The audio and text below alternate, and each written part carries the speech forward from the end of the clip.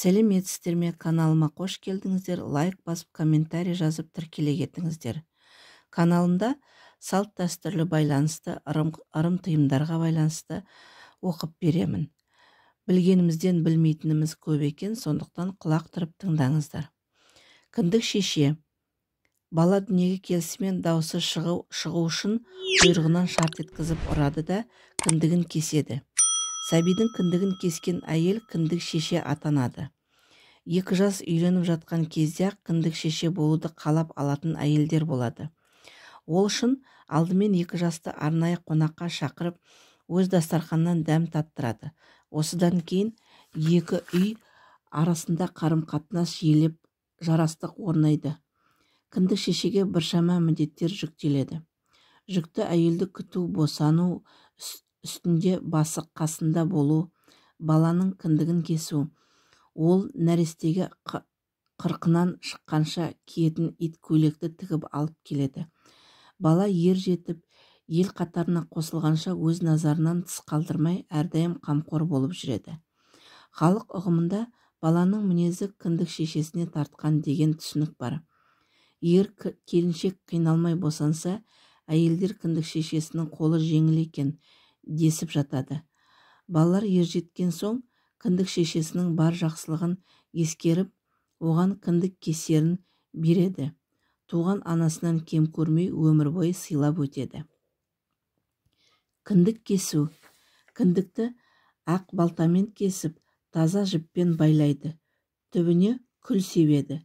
Кіндік кескен баланы өзге нәрсеге пайдаланбай сақтап қояды. Балтаны. Байланған кіндік 3-4 күнде түседі. Ер баланың кіндігін ырымдап, үй күшік болмасын деп, қырдан асырып лақтырып жібереді. Ал қыз баланың кіндігін үйдің құты болсын деген оймен отбасы ошақ түбіне көмеді. Сонымен қатар бала кіндігін оқымысты болсын деген ниетпен кітап арасына сақтап қояды. Ат құлағында ойнасын деген тілекпен аттың жалынан байлайтын ырымдар да бар. Тіліміздегі кіндік кескен жер, кіндік қаны тамған жер деген қадірлі қасиетті сөздер осы дәстүрге байланысты қалыптасқан. Сәби келді.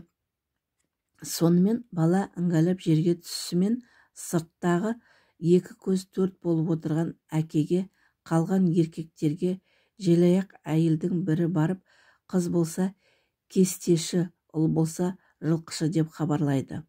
Сүйінші алады. Ауыл аймақ бұл күні бір жырғайды. Өте-мөте әйелдер жағы. Сүйінші қолма-қол бермесе, бара сала жұлып алған тамақпен кимешек шылаушты қашан аларын алғанша қайтарып бермей, ата-ененің басын тоқырайтып қояды. Сол күні бір әйел балаға кіндік шеше болады да, ол босанған әйелге қалжа әкеледі. Жарыс қазанның бір жағында, оның да қазаны қайнап, күтімінің бір жағын сол көтеріп жатады. Алдағы шілдехананың жүгіне де ол ортақ болуға міндетті. Баланың әке-шешесі мұның есесіне оның қалағанын береді. Жарық дүниеге келген сәбиді емізбестен бұрын қайнатылған таза суға малынған қасқыр немесе сырттаның жүнімен ауыздандырады. Жаңа туған нәрестені бірінші рет сабынмен шомылдырады. Шомылдырар алдында тілін жұтып қоймау үшін баланың тілін тартады. Алдымен баланы төбесінен бастап жуады.